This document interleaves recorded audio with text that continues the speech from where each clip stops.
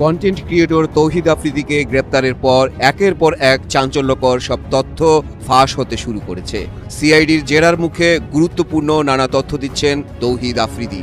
এর মধ্যে সবচেয়ে চাঞ্চল্যকর তথ্য হচ্ছে বহুল আলোচিত মোসাররাত জাহান মুনিয়ার মৃত্যুর ঘটনায় পরিকল্পিতভাবে বসুন্ধরা গ্রুপের ব্যবস্থাপনা পরিচালককে জড়িয়ে নজিরবিহীন মামলাবাজি ও চাঁদাবাজির ঘটনা। আফ্রিদিকে রক্ষা করতে মুনিয়ার মৃত্যুর পুরো ঘটনাটি চাপিয়ে দেওয়া হয় বসুন্ধরা গ্রুপের উপর। মুনিয়ার মৃত্যুর পেছনে আফ্রিদির জড়িত থাকার বিষয়টি অনেকটাই নিশ্চিত। আলোচিত মুনিয়া হত্যায় অভিযোগের তীর এখন তাকে ঘিরেই।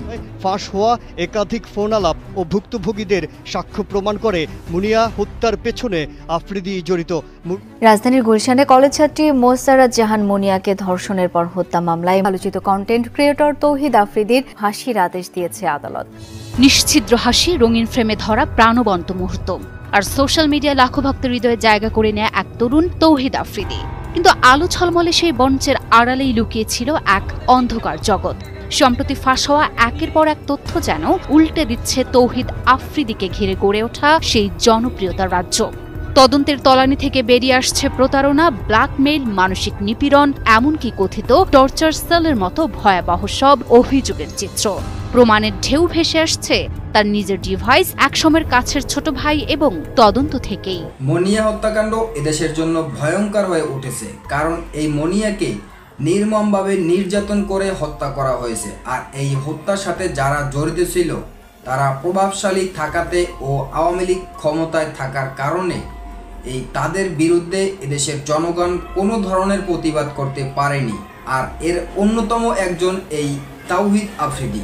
কারণ এই মনিয়া হত্যার ইতিমধ্যেই নতুন মোড় নিয়েছে এই বলে যে এই হত্যার সাথে তৌহিদ আফ্রিদি জড়িত আছে প্রমাণ সহ একের পর এক উঠে আসছে। এবং ইতিমধ্যেই এই তৌহিদ আফ্রিদি সে রিমান্ডে এই হত্যার দায় স্বীকার করে স্বীকারোক্তি দিয়েছেন, এবং যেই কারণেই কিনা এদেশে ধর্ষণের শাস্তি হচ্ছে সর্বোচ্চ ফাঁসি।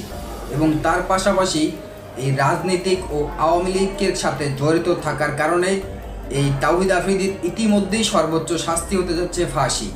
সেই বিষয়ে দেখেছেন ভিডিও শুরুতে কিছু অংশ, এবার দেখবেন সম্পূর্ণ ভিডিও জুড়ে বিস্তারিত। তার আগে ভিডিও অন করে যারা সাবস্ক্রাইব করেছেন তাদেরকে ধন্যবাদ, আর যারা এখনো সাবস্ক্রাইব করেন নাই তাদের কাছে অনুরোধ সাবস্ক্রাইব করে পাশে থাকা বেল আইকনটি বাজিয়ে দেবেন। তো দর্শক চলুন এবার আমরা দেখব যে এই তৌহিদ আফ্রিদি সে ইতিমধ্যেই রিমান্ডে এই হত্যার দায় স্বীকারোক্তি দিয়েছেন এবং অন্য অপকর্মের কথাও স্বীকার করেছেন, যেই কারণেই কিনা তার সর্বোচ্চ শাস্তি হতে যাচ্ছে ফাঁসি। এর পূর্বে একটু দেখব যে এই তৌহিদ আফ্রিদি সে ইতিপূর্বে ও এতদিন মাফিয়া ডন কিভাবে হয়ে উঠেছিল এবং এই হত্যা দায়ের সাথে কে কে জড়িত আছে। আমরা এই বিষয়টা প্রথমে দেখে তারপর ওই বিষয়টা দেখব। ধৈর্য ধরে একটা লাইক দিয়ে সম্পূর্ণ ভিডিও দেখতে থাকুন। কন্টেন্ট ক্রিয়েটর তৌহিদ আফ্রিদিকে গ্রেপ্তারের পর একের পর এক চাঞ্চল্যকর সব তথ্য ফাঁস হতে শুরু করেছে। সিআইডির জেরার মুখে গুরুত্বপূর্ণ নানা তথ্য দিচ্ছেন তৌহিদ আফ্রিদি। এর মধ্যে সবচেয়ে চাঞ্চল্যকর তথ্য হচ্ছে বহুল আলোচিত মোসাররাত জাহান মুনিয়ার মৃত্যুর ঘটনায় পরিকল্পিতভাবে বসুন্ধরা গ্রুপের ব্যবস্থাপনা পরিচালককে জড়িয়ে নজিরবিহীন মামলাবাজি ও চাঁদাবাজির ঘটনা। মুনিয়ার মৃত্যুকে পুঁজি করে মূলত বসুন্ধরা গ্রুপ এবং গ্রুপের মিডিয়াকে চাপে রাখতে নোংরা খেলায় মেতেছিল বিগত ফেসিস সরকার। সেই খেলার অন্যতম খেলোয়াড় হলেন গোয়েন্দা পুলিশের সাবেক প্রধান হারুনুর রশিদ, যাকে কন্টেন্ট ক্রিয়েটর তৌহিদ আফ্রিদি হারুন চাচা বলে ডাকতেন। আর তাদের পৃষ্ঠপোষকতা করেছেন সাবেক স্বরাষ্ট্রমন্ত্রী আসাদুজ্জামান খান কামাল এবং সাবেক আইনমন্ত্রী আনিসুল হক। এই তিনজনকেই নিয়মিত নারী সরবরাহ করতেন তৌহিদ আফ্রিদি।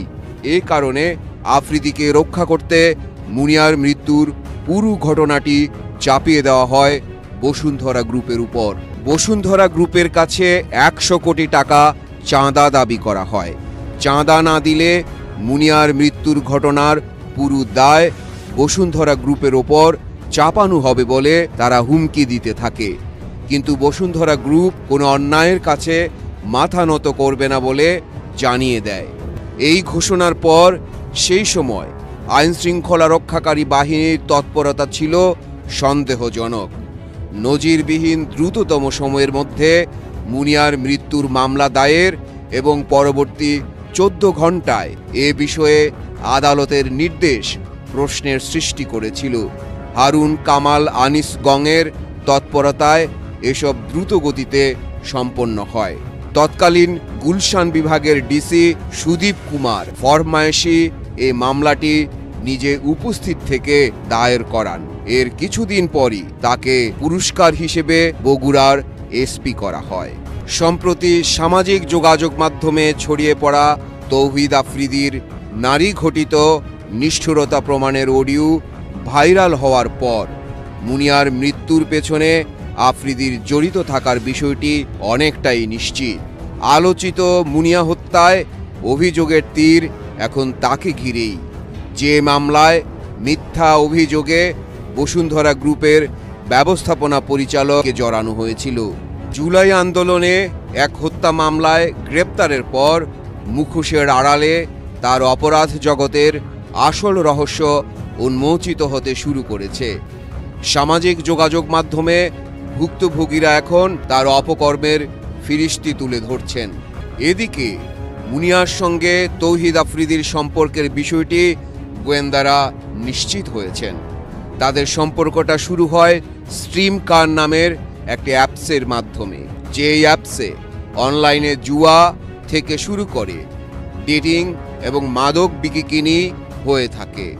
এই অ্যাপসের মাধ্যমে নতুন নতুন মডেল ও নায়িকাদের নেটওয়ার্ক তৈরি করত। এই নেটওয়ার্কের সদস্যদেরই আফ্রিদি বিভিন্ন গুরুত্বপূর্ণ ব্যক্তিকে সরবরাহ করত।